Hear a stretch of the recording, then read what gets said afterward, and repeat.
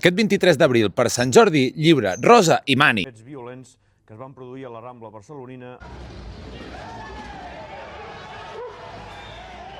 Recordes quan Sant Jordi també era un dia de lluita o només t'han ensenyat llibres i roses? El 1985, per Sant Jordi, la policia espanyola va carregar contra la gent per defensar la llengua, la nostra llengua. El 23 d'abril de 1985, una manifestació convocada pel Moviment de Defensa de la Terra va acabar amb càrregues policials. Aquí us deixo les imatges que han volgut silenciar i ens han volgut amagar.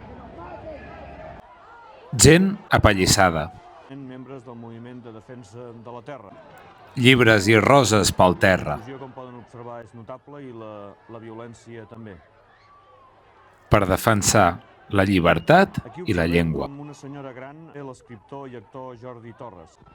En plena democràcia, o el que ens volien fer veure. I allibera la tanca de seguretat de la cartutxera.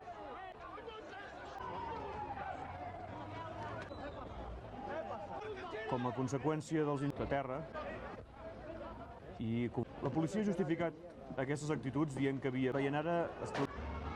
I aquest és el moment en què dos policies tiren a terra una parada sols, corredissa, més cops, més agressions... A l'MDT ja ho advertien, que sense confrontació la llengua i el país retrocedirien. I vist com va tot, potser, segurament, tenien raó. Això no és un fet aïllat. Del franquisme, avui el català sempre ha sigut perseguit, prohibit, menyspreat, minoritzat, i quan la gent s'ha intentat mobilitzar, la resposta sempre ha sigut la mateixa: repressió. Avui en dia, el català és una llengua minoritzada i atacada, cada vegada menys ús social, cada cop més arraconada, i això no és casual, és el fruit de les decisions polítiques. Ens han venut un Sant Jordi buit, folklore, consum, turisme, un poble fent fotos mentre es perd la llengua. Això no és normal. Aquest país té memòria i la seva cultura, la nostra, ha estat perseguida, censurada, exiliada i fins i tot assassinada. Autores com Mercè Rodoreda es van veure obligades a exiliar-se després de la guerra. Autors com Vicent Andrés van ser censurats per escriure en la nostra llengua. Música també perseguida. Cantants com Lluís Llach amb cançons prohibides. Crear en català no era només cultura. Era i és resistència. De nou, la història es repeteix. El País Valencià, amb decisions polítiques, estan arraconant el català a les aules, reduint autors, reduint llengua, reduint futur. Digueu-li com vulgueu, però això també és censura. Per això cal recuperar el que era Sant Jordi i el seu esperit, no només una festa, sinó un acte de poble, un acte de resistència. Un Sant Jordi reivindicatiu i combatent. Aquest 23 d'abril torna el Sant Jordi per la llengua a diverses ciutats dels Països Catalans com en altres anys. Ara ens falta tu, surt al carrer i participa. Aquest 23 d'abril, per Sant Jordi,